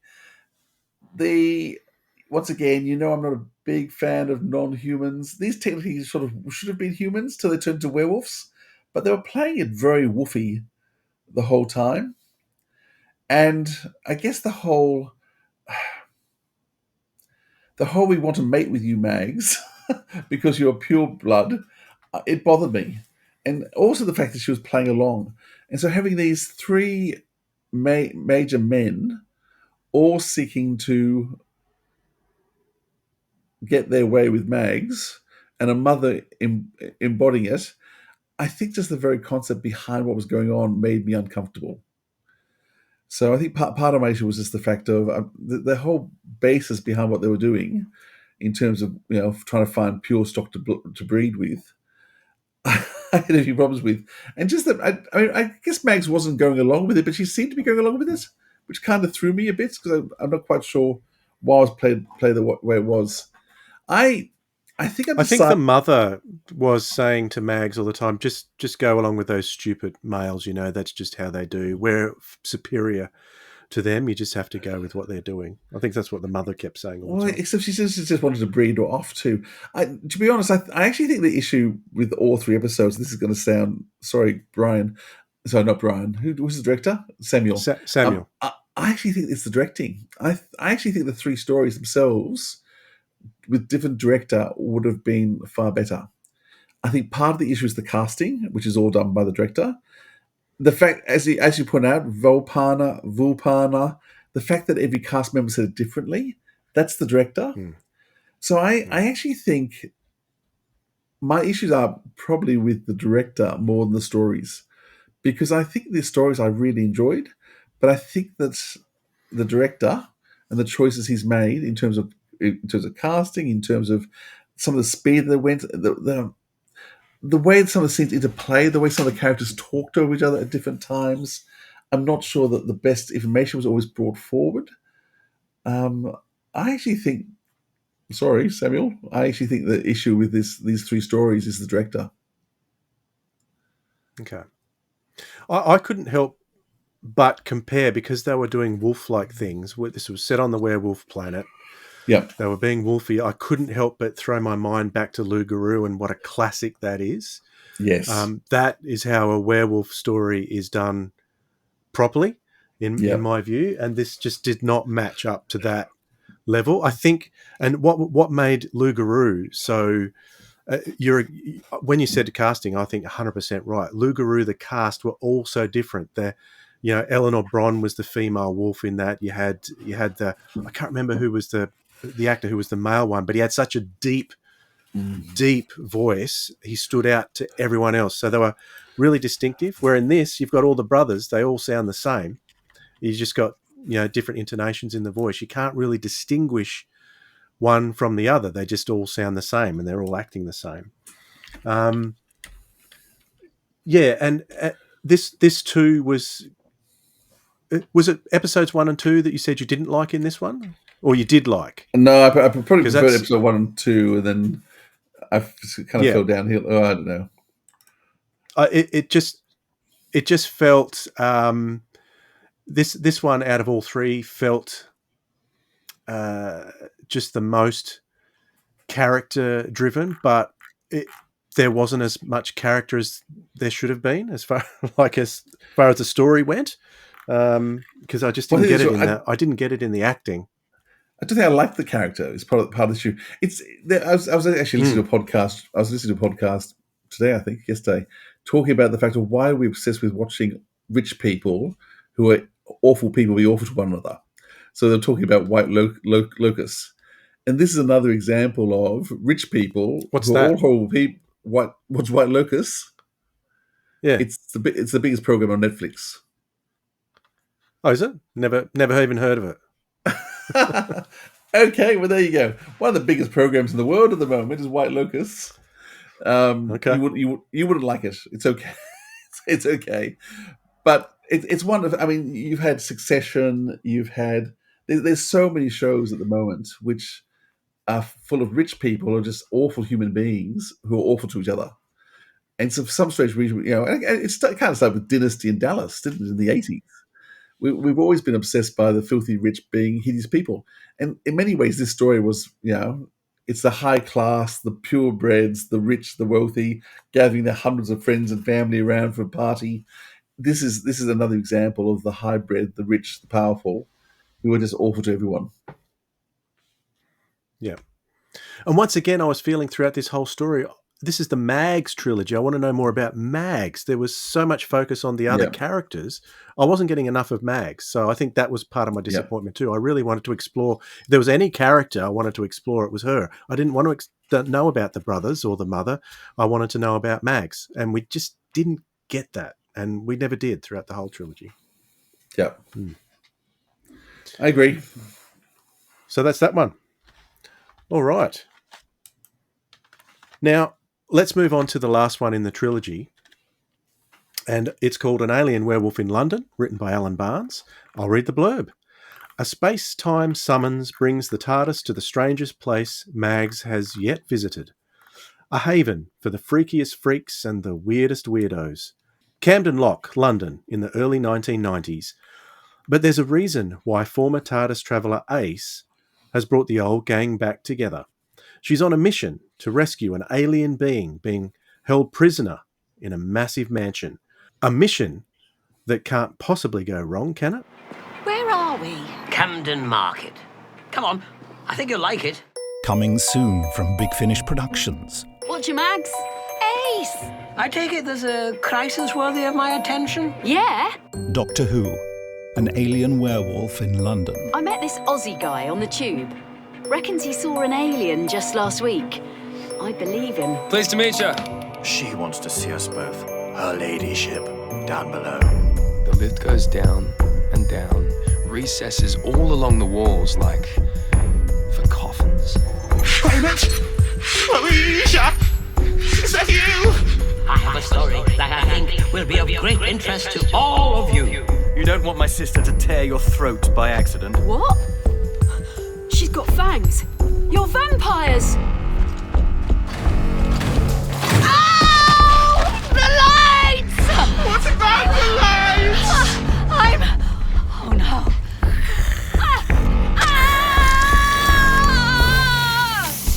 I'm not a professor, but I am a monster. You're leaving Ace! Ace is with the monsters now. There's been a chemical tracker in my bloodstream ever since Camden. You're not who you think you are. You're the creature from the mausoleum. Come to me! Come to me! Big Finish. We love stories. Oh, Doctor. I'm so gonna have you. You see if I don't. Doctor Who, an alien werewolf in London, the facts and the trivia. Written by Alan Barnes, number 252 in Monthly Adventures. Recorded on the 27th, 28th of November. Released June 2019. Starring Sylvester McCoy, Sophie Aldred as Ace, Jessica Martin as Mags, and then also starring Shyla Kolk, Jacob Collins, Rex Juice, Lara Lemon, and Gideon Turner. Once again, directed by Samuel Clemens, with the script editor Matt Fitton, music and sound design by Joe Miners, so somewhere different again, and cover art by Tom Webster. The title of this story is a play on the very famous film starring Michael J. Fox and an American werewolf in London. The Doctor says he knows a man who puts ferrets down his trousers. Sylvester McCoy was indeed a character originally, because that's not originally the actor's name, who used to put ferrets down his trousers. So it was a bit of a play on what he used to do. The story is full of musical references, like it's crazy for them. Ace likens Mag's werewolf transformation to Michael Jackson's song Thriller. Raymond and Ace comment the waiting staff are dressed like women in a Robert Palmer video, which immediately gave me the images that I needed to have. When Janet and Mags, with no other way out of St. Guards, are using an elevator, Janet starts referring to the only way is up. Woo, baby. When Mags and Janet first see the moon, Janet references the song Clouds Across the Moon by R.A.H. Band. When Janet approaches Ace with the chopper, Ace talks about here comes a chopper to chop off his head.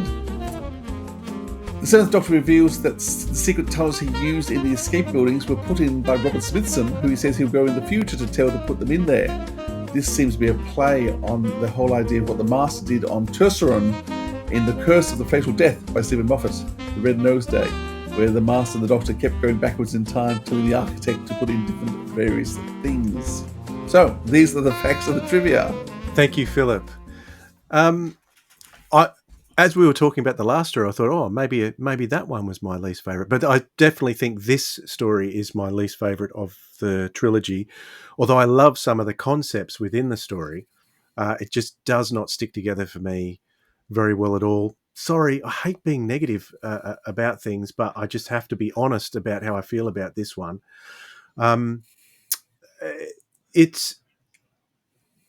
I think Sophie being in it, she does really well with what she's got. I like the reveal of the Ferrat family, what they are, but it just seems out of place. And I think once again, I'm feeling this is more about the Ferrats than about Mags. I want to know more about Mags. There's this character called the Sin Eater. I'm thinking, what is a Sin Eater? They don't really explain within the script what what the Sin Eater, where it they do explain what it does, but where it comes from, why it's there. And I was left with a lot of questions by the end of it. But I think the thing that grates on me the most about this story and really takes it down a few notches for me is two things, really. The sound design, the music in this was quite honestly awful. It really grated on me. There were several regular motifs that were used, like drum beat motifs throughout. I don't know whether that he was trying to emulate the 90s. Well, that's not what the 90s sounded like. It was dreadful. And that really that really brought it down for me. You find that funny, Philip, but I feel strongly about if music is good, it really lifts it, and this did the absolute opposite. The other thing, we've got an Australian actor in there who's in the script. He's got colloquialisms. Alan Barnes need to spend a bit more time in Australia, I think, to work out exactly what we say, because the accent was good, but what he was saying was very strange. It didn't make any sense. And then there were other people trying to put on Australian accents, which was so nauseating. I almost switched it off. It was terrible. But I think they were trying to, maybe they were trying to emulate the Australian soapy thing, because that was a theme throughout as well. But all these things really brought the story down for me. Sorry, Philip. I'm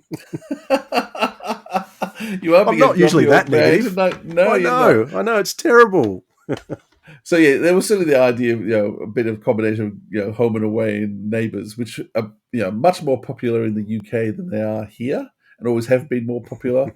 It's why we export Kylie and Jason, and we export them all overseas, because they were never that big here, because we're not really a soapy nation.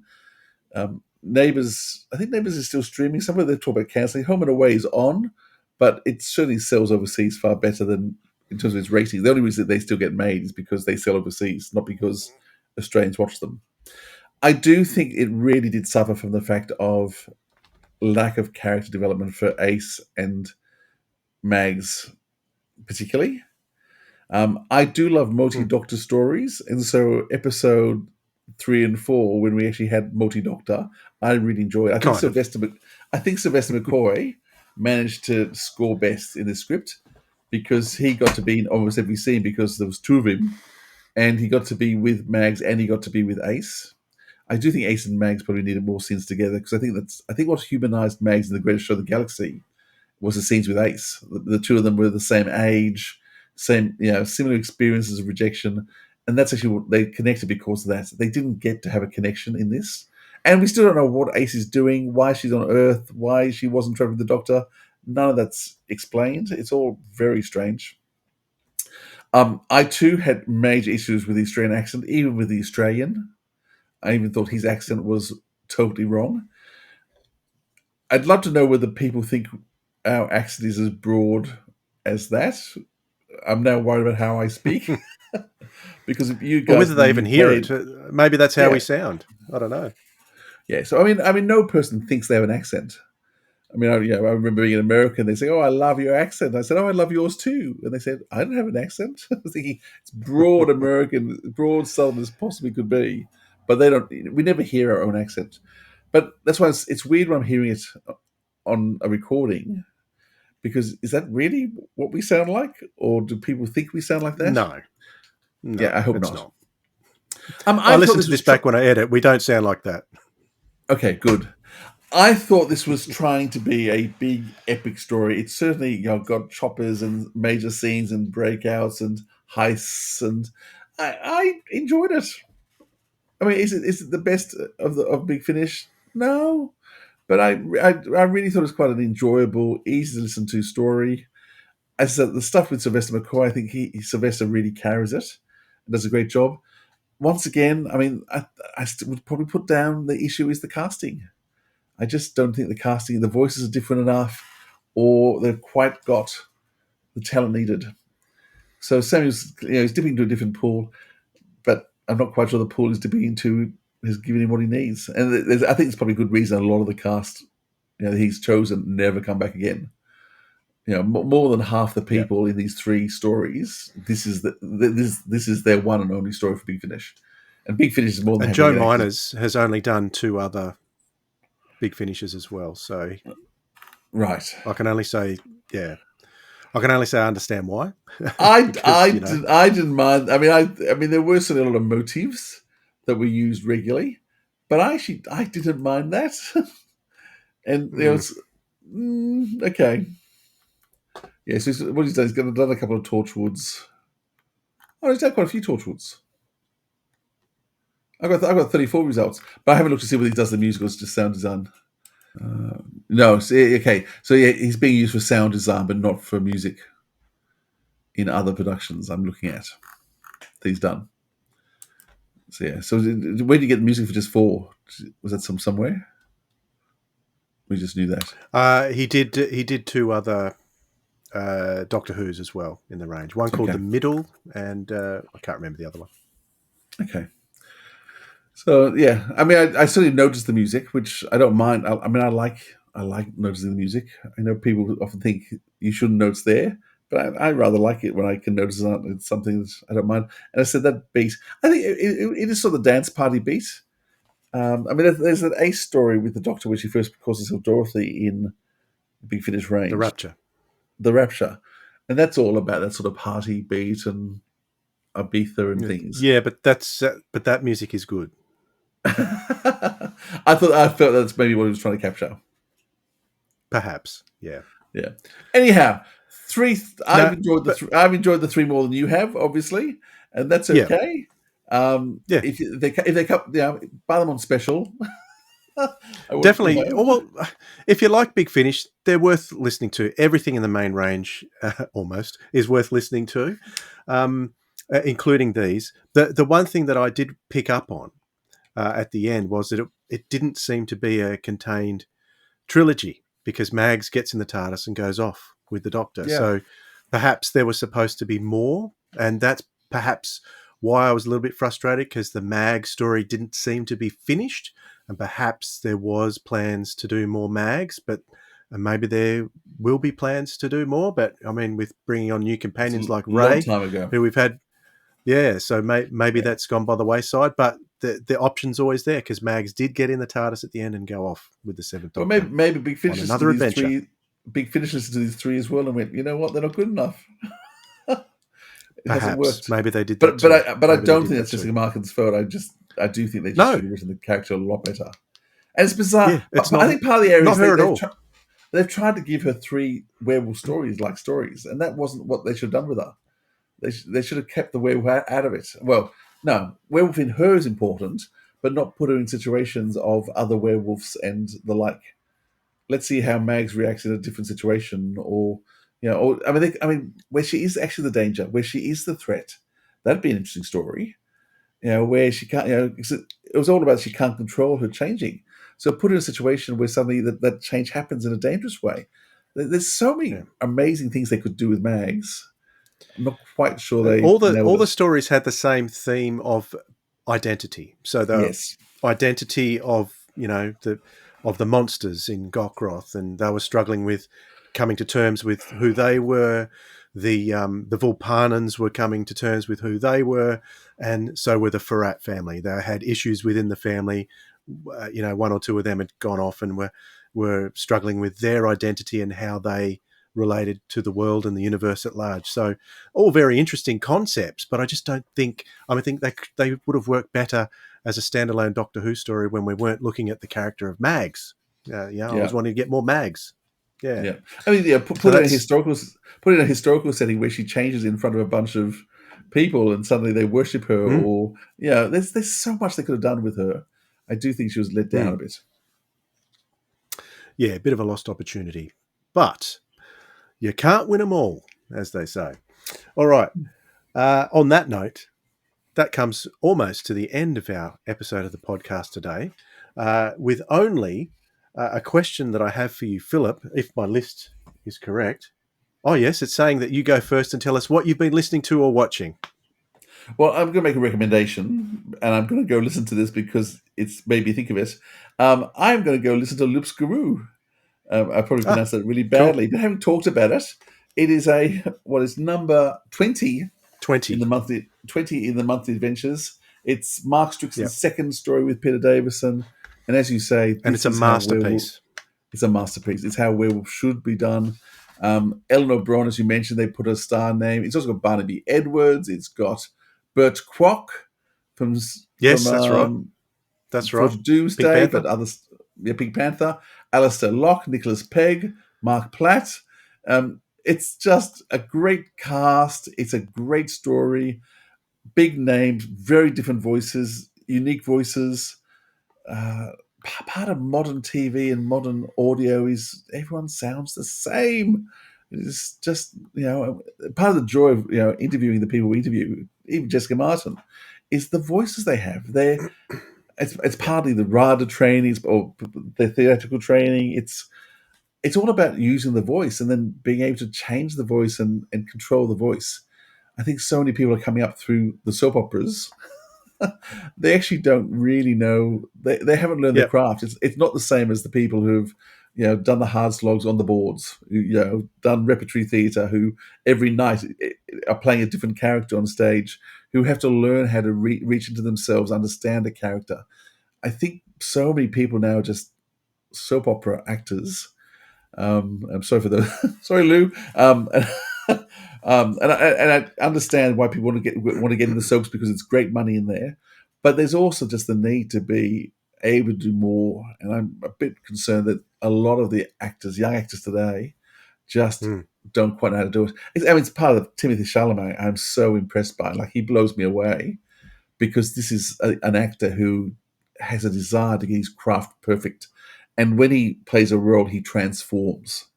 So it's not a film you can go see him in where he's the same, because he just takes on a whole new role. He takes on a voice. He takes on, when I saw him in The Complete Unknown. And he's magnificent in that.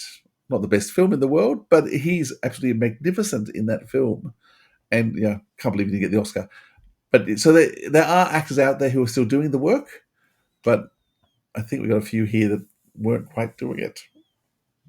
But go listen to Luke Garreau, it's fantastic. I think rep needs to come back, because that's where everyone got their training.